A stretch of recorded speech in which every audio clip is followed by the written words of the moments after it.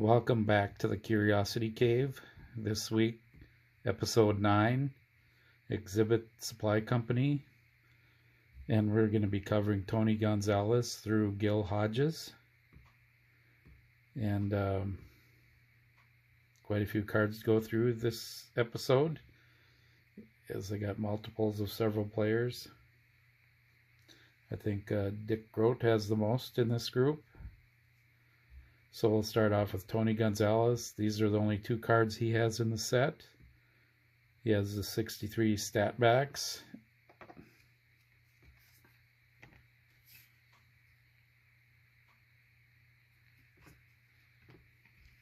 And the other card on the left was blank back, printed in 64, 65, and 66. Tony was a pretty good player for the Phillies, 286 lifetime average.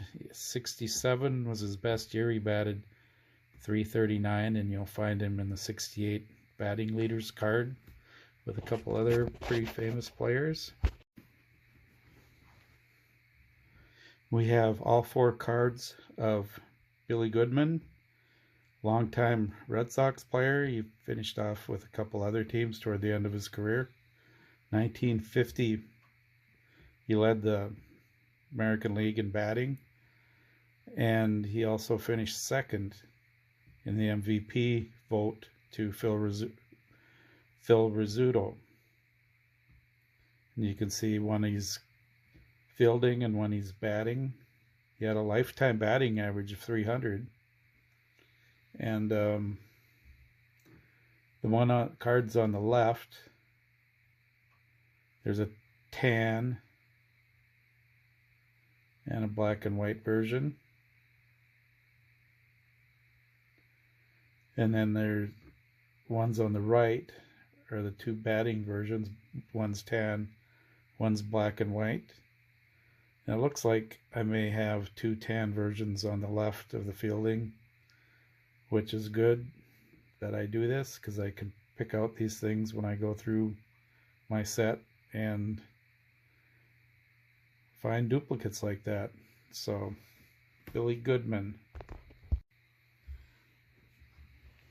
Joe Gordon, Hall of Famer for the New York Yankees and Cleveland Indians. The previous card from the 39 through 46 set has New York on the front of his jersey, and if you look really close, you can kind of tell that was fixed. It's not the original photo,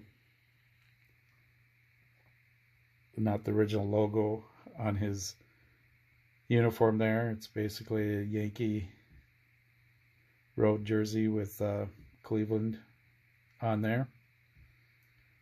But this card was made in 48 and 49. And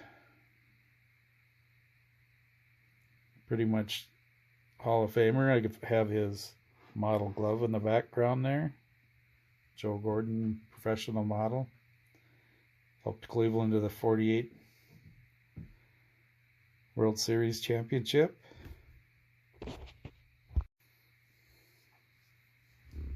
Ted Greengrass had a short career with the Reds and Phillies. He did drive in 100 runs one season, so that's a pretty good accomplishment in the major leagues. And this card was only printed in 54, 55, and 56. Dick Groat, 1960 National League MVP for the world champion Pittsburgh Pirates. And he's got 6 different variations. I have 4 of them. 3 of these are the stat backs. And then the one on the far left is black and white. So that's from 1960. The ones I'm missing are 61 and the 64, 65.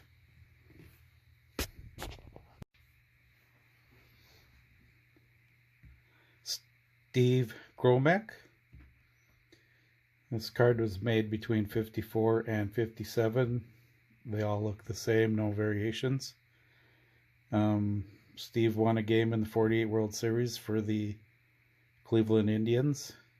He was a 19-game winner for 1 year in the 40s, and he won 18 games for the Tigers toward the end of his career. Johnny Groat spent most of his career with the Tigers, bouncing around to a few other teams like Kansas City, St. Louis Browns, and for him, this is three of the cards. Fourth one would be the postcard back, which I don't have. And the reason I'm keeping the one with the tape on it, it happens to be a 1950. You can tell the 1950 from the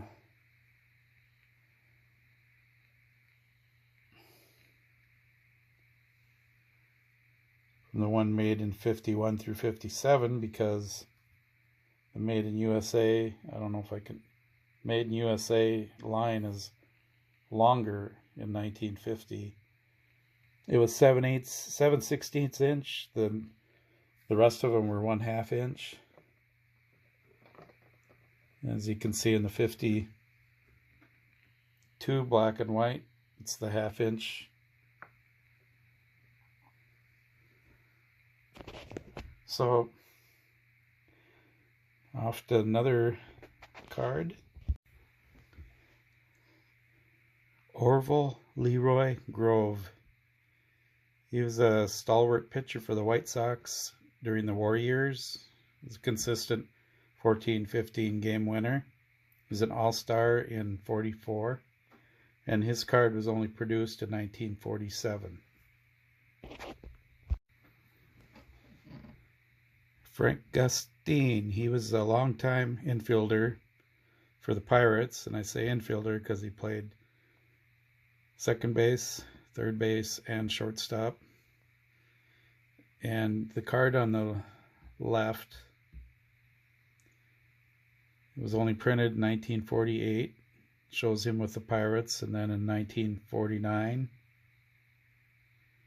shows him with the C on his hat. And you can see that also has an exhibit card on the bottom.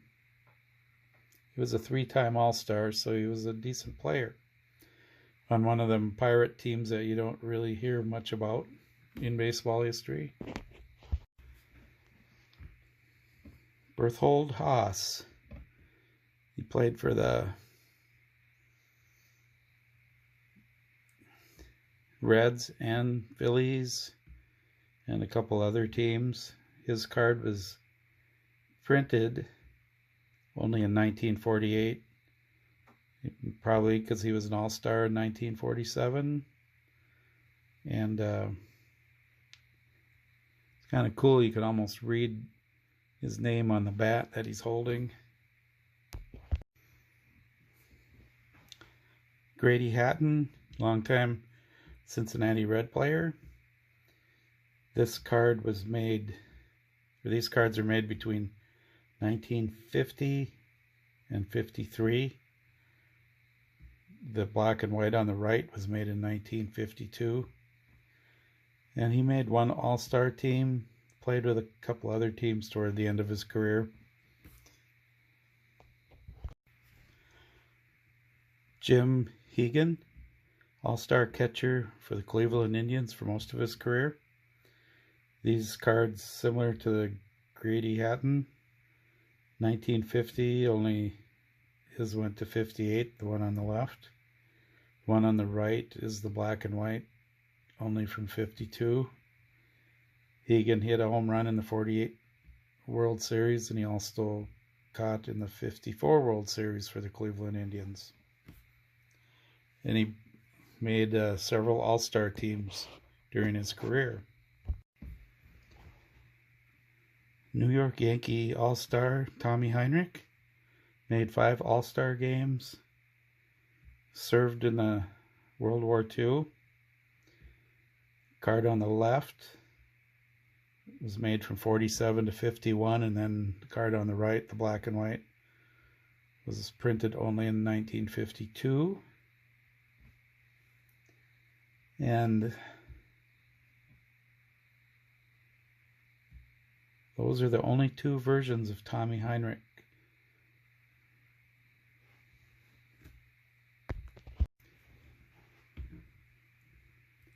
Here we have Ray Herbert.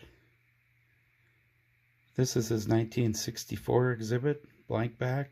He only has two variations. The other is the 63 stat back. He was a 20-game winner and All-Star in 1962 at age 32. That was his best season. Played for several teams, Kansas City, Chicago White Sox, etc. Gene Hermansky had a 9-year career, mostly with the Brooklyn Dodgers. This is the only card and only version. It was printed in 54, 55, and 56.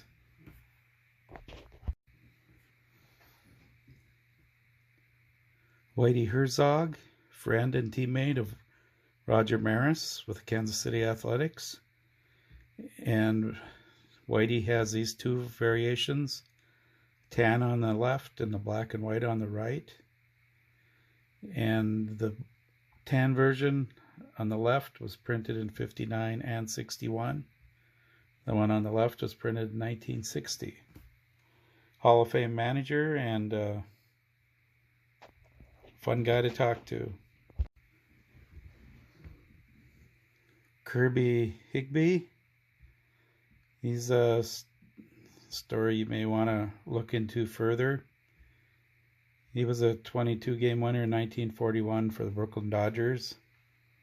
He started the season with the Dodgers in 1947, but didn't want to play nice with Jackie Robinson, so they shipped him off to Pittsburgh.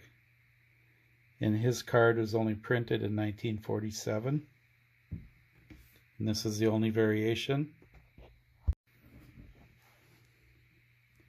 Chuck Hinton was a steady player for Washington Senators, Cleveland Indians, and his cards were made in 63 stat back. This is the blank back that was made in 64, 65, and 66.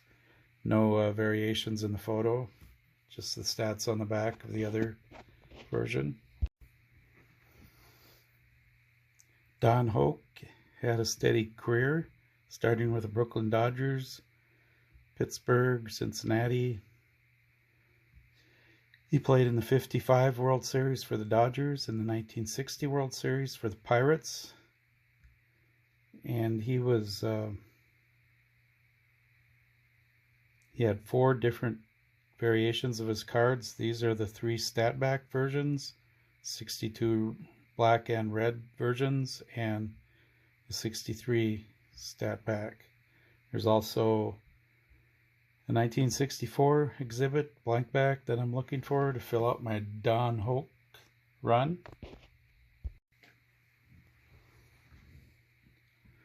Here's a favorite of a lot of people, Gil Hodges. Gil had 4 different versions, and I have 3 of them here. The one on the far left, it was made in 50 through 58, except in 52 it was black and white, which is the middle version. And if you look at the one on the far right, he has an LA cap. See if I can do that without... Oh, there they go. Has the LA cap versus the Brooklyn cap. Remember the famous Brooklyn Dodgers 1955 Boys of Summer.